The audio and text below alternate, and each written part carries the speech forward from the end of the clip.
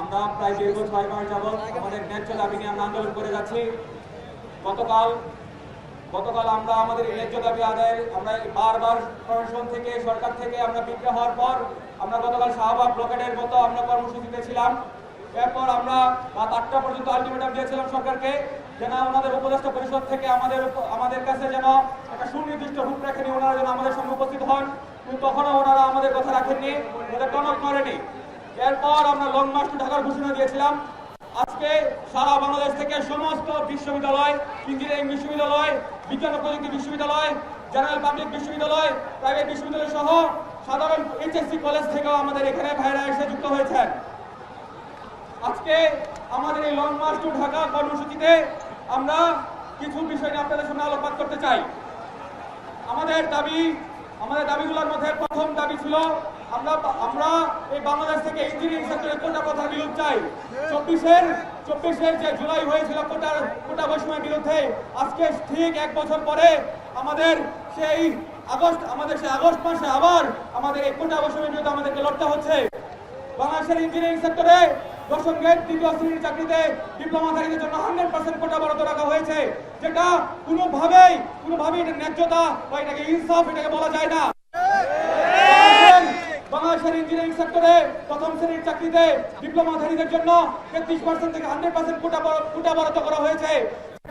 বাংলাদেশের দেশসেরা মেধাবী ইঞ্জিনিয়ারদের প্রতি চরম পর্যায়ের বৈষম্য। আমরা এই লং মার্চ টু ঢাকা কর্মসূচিতে এসে আমরা সারা বাংলাদেশের সমস্ত প্রকৌশলীদের পক্ষ থেকে আমরা ঘোষণা দিতে চাই, অবিলম্বে কোটা প্রথার বিয়োগ করতে হবে। বাংলাদেশ সরকারের কাছে এবং পুরো দেশবাসীর কাছে আমরা একটা জিনিস সামনে উপস্থাপন করতে চাই, এটা কি কখনো সম্ভব একজন টেকনিশিয়ান ইঞ্জিনিয়ার হয়ে যেতে পারে? তাহলে বাংলাদেশে ডিপ্লোমাধারী টেকনিশিয়ানরা কিভাবে আজকে ইঞ্জিনিয়ার হয়ে গেছে?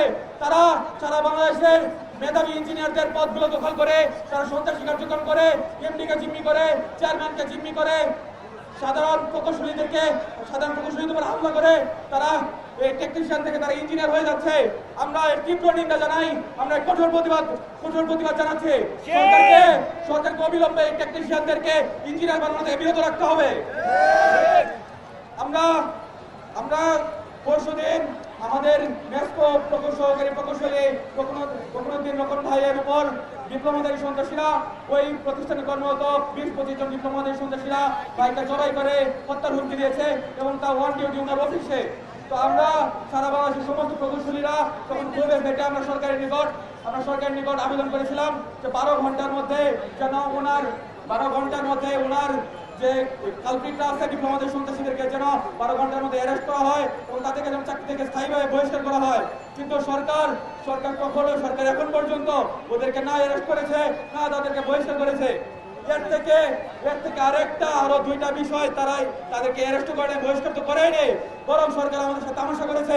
সরকার আমাদের সাথে বেইমানি করে ওই সন্ত্রাসীদের মধ্যে একজনকে প্রমোশন দিয়ে অন্য জায়গায় পাঠিয়ে দিয়েছে।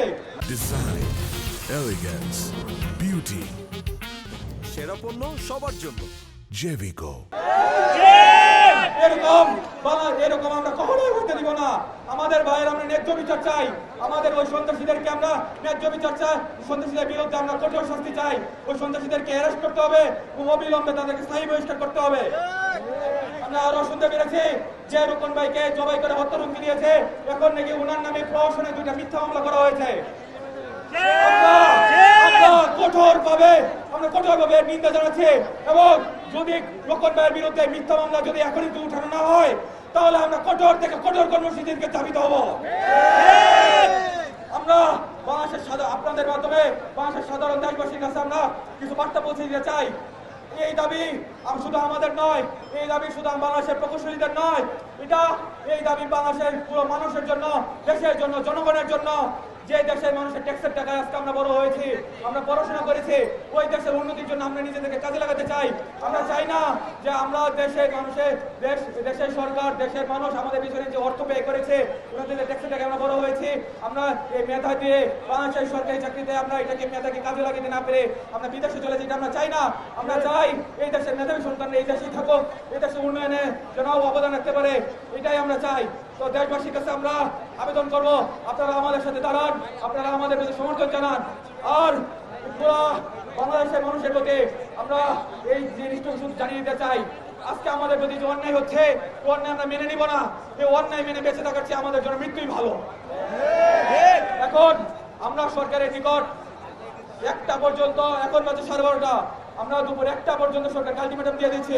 এই আধা ঘন্টার মধ্যে সরকারের উপদেষ্টা পরিষদ থেকে যারা ডায়ালগ, যারা আমাদের দাবিগুলো মেনে নিতে পারবেন, আমাদের দাবিগুলোকে বাস্তবায়ন করতে পারবেন, ওনাদের আধা ঘন্টার মধ্যে আমাদের সামনে সরাসরি উপস্থিত হতে হবে এবং আমাদের দাবিগুলো ওনাদেরকে মেনে নিয়ে সরাসরি প্রজ্ঞাপন জারি করতে হবে।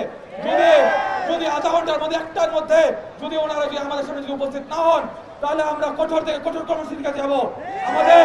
আমাদের আলটিমেটাম যদি না মানা হয়, তাহলে আমরা কোন কর্মসূচিতে যাবো এটা আমাদেরকে জানাবেন আমাদের প্রেসিডেন্ট প্রকৌশল অধিকার আন্দোলনের মহিউল্লাহ ভাই।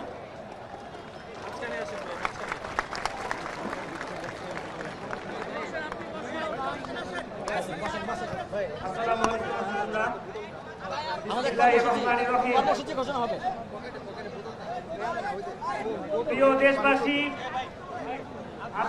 আজকে আমরা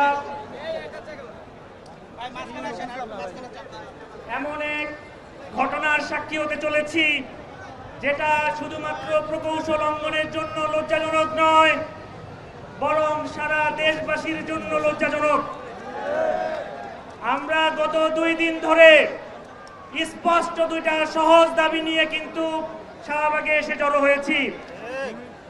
6 মাস ধরে আমাদের 3 দাবির পক্ষে সরকারের পক্ষ থেকে কোনো পজিটিভ রেসপন্স না পাওয়ার পরে আমরা কিন্তু খুব সহজ 2টা দাবি নিয়ে শাহবাগে এসেছি।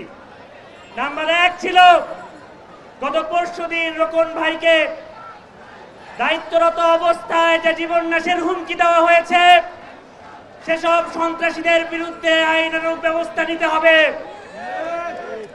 এর থেকে লজ্জার আর কি হতে পারে? সরকার এখন পর্যন্ত তাদের আইনের আওতায় আনতে পারেনি, বরং আমরা জানতে পেরেছি উল্টা তার নামে মামলা গ্রহণ করা হয়েছে। আমরা আপনাদের কাছে প্রশ্ন করতে চাই, এদেশে আর কি লজ্জাজনক ঘটনা হতে পারে? একজন মেধাবী তার দায়িত্ব পালন করতে পারছে না, তাদেরকে সরিয়ে সিন্ডিকেট, দুর্বল ডিপ্লোমারা সেখানে অবস্থান গ্রহণ করতে চাচ্ছে। এছাড়াও আমরা চেয়েছিলাম আমাদের সংশ্লিষ্ট 3টে মন্ত্রণালয় থেকে উপদেষ্টা বৃন্দ যেন আমাদের সাথে বসে আমাদের যে 3 দাবি রয়েছে সেটার বাস্তবায়নের রূপরেখা প্রদান করবেন। কিন্তু হতাশার কথা, আমাদেরকে সচিবালয়ে ইনভাইট করেও আমাদেরকে ফিরে আসতে হয়েছে। উল্টা কাল থেকে আমাদেরকে জানানো হচ্ছে একটি কমিটি গঠন করা হবে। সারা দেশের বিভিন্ন প্রশাসনিক কর্মকর্তারা ফোন দিচ্ছেন, বলছেন একটি কমিটি গঠন করা হবে, অথচ আমি তাদেরকে প্রশ্ন রেখে দিতে চাই যে অন্যায়ভাবে আমার ভাইকে হুমকি দেওয়া হয়েছে, তার বিরুদ্ধে, সেই সন্ত্রাসীদের বিরুদ্ধে আপনারা একটা মামলা গ্রহণ করতে পারেন না। আপনারা কিসের সমাধান দিবেন? আপনারা কিভাবে সরকার চালাবেন? আমরা আজকে এখানে সমগ্র প্রকৌশল সমাজ, যারা বিভিন্ন প্রকৌশল বিশ্ববিদ্যালয়, বিজ্ঞান ও প্রযুক্তি বিশ্ববিদ্যালয়, বিভিন্ন প্রকৌশল ফ্যাকাল্টি, বিভিন্ন প্রাইভেট বিশ্ববিদ্যালয় থেকে এখানে জড়ো হয়েছি। আমরা কিন্তু নিজেদের স্বার্থ নিয়ে নয়, আমরা বরং দেশের সার্বিক কল্যাণে এখানে একত্রিত হয়েছি। আমরা আমাদের সেক্রেটারি জেনারেল যেমনটা বলেছেন, 1টা পর্যন্ত সময়, অন্যথায় আমরা মাস্টার সচিবালয় দিব। সেখানে আমরা দাবি আদায় না হওয়া পর্যন্ত সেখান থেকে সরবো না ইনশাআল্লাহ। Action to action, direct action, সিন্ডিকেটের বিরুদ্ধে ডাইরেক্ট অ্যাকশন, সন্ত্রাসীদের বিরুদ্ধে ডাইরেক্ট অ্যাকশন। চলো রে চলো, আগুন জ্বালো, চলো রে চলো, আগুন জ্বালো, সন্ত্রাসীদের গদিতে আগুন জ্বালাও একসাথে, সিন্ডিকেটের গদিতে আগুন জ্বালাও একসাথে। আমি আবার রিপিট করে আমাদের সংবাদ সম্মেলন শেষ করব। 1টার মধ্যে এই সহজ 2টা দাবিতে যদি আমি সরকারের পজিটিভ রেসপন্স আমরা না পাই, তাহলে আমরা সচিবালয়ে অভিমুখে যাত্রা শুরু করব। সময় 1টা পর্যন্ত। আসসালামু আলাইকুম রহমতুল্লাহ।